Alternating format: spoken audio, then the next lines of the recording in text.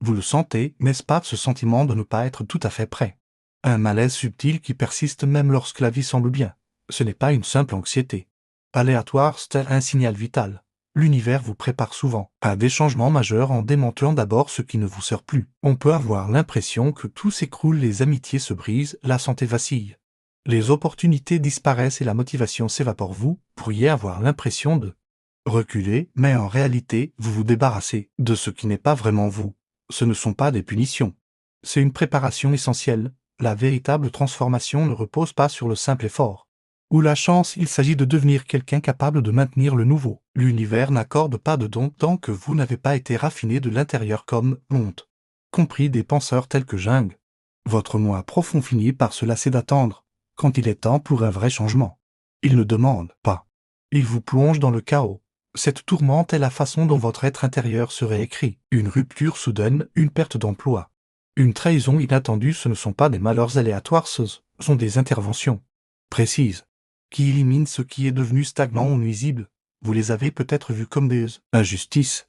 Mais considérez ceci, le plus grand obstacle entre vous et vos désirs n'est pas le monde ou les autres. C'est la partie de vous qui s'accroche encore au passé, voulant le changement sans lâcher prise sur le confort ou le contrôle pour que quelque chose de véritablement nouveau émerge en vous. Quelque chose d'ancien doit disparaître. Votre ego, ce protecteur de longue date, devient souvent une cage. Il préfère les ajustements superficiels aux changements profonds, valorisant la sécurité même si cela signifie la stagnation. Lorsque la véritable transformation appelle, l'ego résiste et c'est là que l'inconfort commence cependant.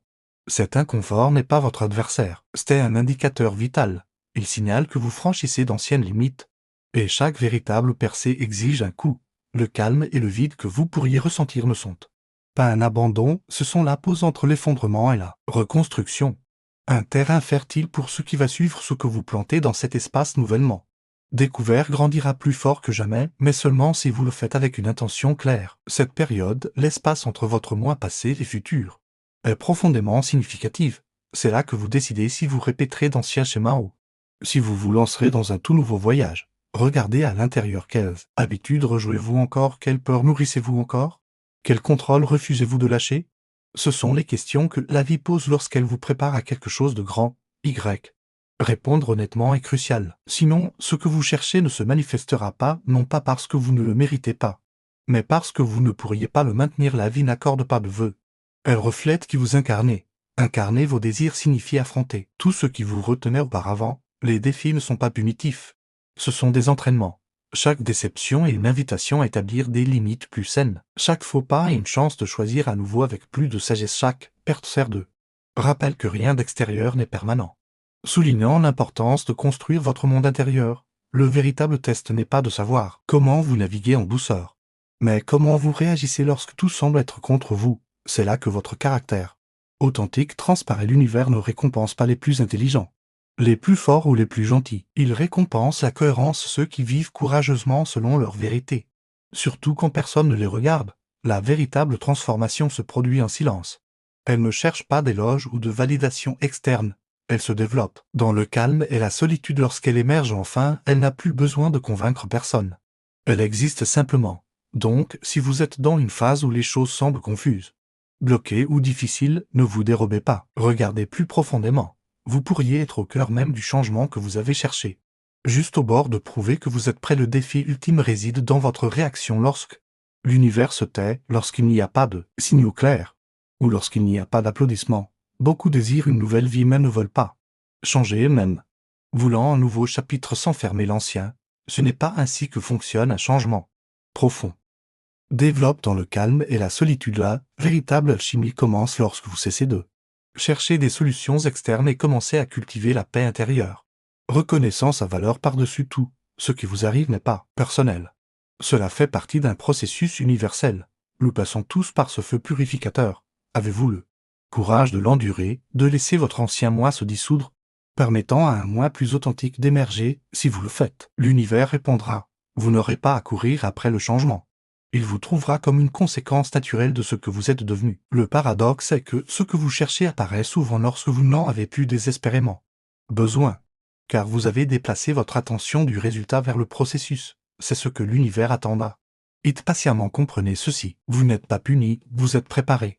Êtes-vous prêt pour ce test? Au-delà d'être testé, il y a le dévoilement réalisé, ce que ces expériences révèlent sur votre véritable soi. Lorsque la vie vous secoue, ce n'est pas une transformation externe. C'est rendre visible ce qui était déjà en vous. Mais non reconnu, beaucoup se sentent brisés pendant ces périodes, alors qu'en réalité, ils sont simplement exposés. Ce qui fait surface n'est pas toujours joli. Insécurité, soif d'approbation, dépendance émotionnelle ou fierté masquée en confiance, ces traits étaient déjà là.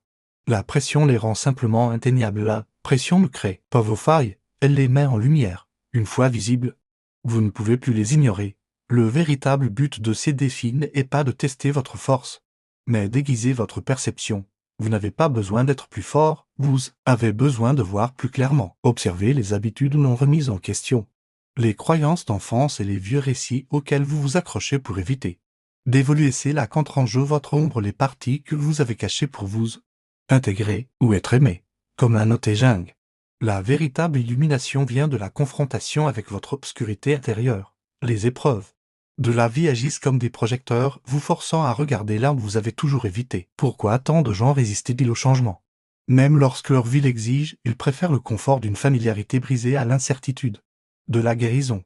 L'ego s'accroche à la blessure connue, mais la transformation véritable se produit dans l'inconnu. Dans ce saut courageux, lâcher prise n'est pas abandonner, c'est faire confiance, une reconnaissance que vous ne contrôlez pas tout, mais que vous avez foi dans le processus. Une fois éveillé, même légèrement, il n'y a pas de retour en arrière. Cet éveil est irréversible. Il peut être douloureux et déroutant, vous faisant tout remettre en question. Mais vous ne pouvez plus retourner pleinement à votre ancien état inconscient. Vous avez trop vu et trop ressenti.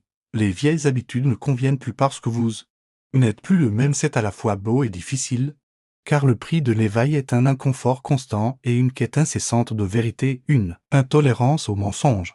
Surtout souvenant de vous-même, cela conduit au profond deuil de l'identité. Pour devenir qui vous êtes destiné à être, vous devez d'abord dire adieu à qui vous étiez. Il ne s'agit pas seulement de changer d'habitude.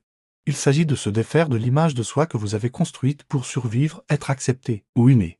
Vous devrez laisser cette image mourir, acceptant que de nombreux aspects que vous avez farouchement défendus n'étaient que des défenses contre la vulnérabilité. La force que vous montriez était souvent un masque pour la peur. Cela fait mal de regarder en arrière et de voir des années passées piégées dans une idée de soi partiellement vraie. Mais cette douleur est un remède. Plus sincèrement vous faites face à vos illusions, plus vous créez d'espace pour votre authenticité. Dans cet espace brut et dépouillé, l'univers commence à agir non pas parce que vous êtes parfait, mais parce que vous êtes enfin réel, humain et honnête. À ce stade, vous cessez de chercher des validations externes, vous n'avez plus besoin de preuves que tout ira bien, car vous le savez, le sentez. Vous devenez le genre de personne qui fait confiance à son intuition et à sa vérité. Même lorsque le chemin à parcourir n'est pas entièrement clair, c'est peut-être le plus grand changement de tous, passer de la recherche de certitude à la vie en présence et à l'abandon conscient, non pas comme une défaite, mais comme une sagesse. Celui qui s'abandonne vraiment n'abandonne pas, il s'aligne, s'adapte et se transforme. Alors, et seulement alors, l'univers répond avec clarté. La vie ne répond pas à vos désirs, elle répond à votre fréquence. Lorsque votre énergie est cohérente, non divisée entre ce que vous désirez et ce que vous craignez, entre ce que vous dites et ce que vous faites, tout change. L'univers vous reflète simplement. Vous êtes maintenant au bord du précipice, face à votre moi le plus puissant et le plus honnête. La question n'est plus de savoir si vous y arriverez, mais si vous oserez cesser d'être qui vous étiez pour devenir qui vous êtes destiné à être. Il ne reste qu'une seule décision, sauter ou continuer à accumuler des excuses. Le plus difficile n'est pas de changer, c'est d'arrêter de justifier l'inaction. La vie se transforme par les décisions, pas par les intentions. Et ce moment de décision est maintenant. Il ne s'agit pas d'un saut impulsif, mais de cette connaissance tranquille et interne. Lorsque votre âme dit assez, assez de mendier la validation, assez de se contenter de la douleur connue, assez de vouloir changer le monde sans affronter vos propres ombres, ce assez n'est pas crié. Il est ressenti profondément. Quand il arrive, vous avancez simplement. La clarté vient après la décision, pas avant. Arrêtez d'attendre un signe. Vous êtes le signe lorsque vous décidez de ne pas regarder en arrière, répondant à l'univers par un engagement, pas seulement une supplication. L'univers n'écoute pas seulement vos mots, il observe vos mouvements. Ce que vous désirez existe déjà dans une ligne de temps où vous avez choisi différemment cette version de vous êtes vivante maintenant. La voulez-vous alors incarner là, respirer comme elle, penser comme elle, décider comme elle. Le secret n'est pas de forcer. L'avenir, c'est de devenir la personne qui le rend inévitable. Faites-le non par pression ou par peur, Mais pour cette partie de vous qui sait que vous n'êtes pas venu ici pour simplement survivre, vous êtes ici pour brûler de l'intérieur, consumé par l'authenticité. Une partie de vous qui n'a pas besoin d'approbation externe pour exister. Déjà éveillé et n'attendant que vous vous leviez, ce voyage vous invite à remettre en question chaque certitude, la prochaine fois que la vie vous semblera s'effondrer. Ne fuyez pas. Observez, respirez, remerciez. Ce n'est peut-être pas votre fin, mais le début précis de votre véritable histoire.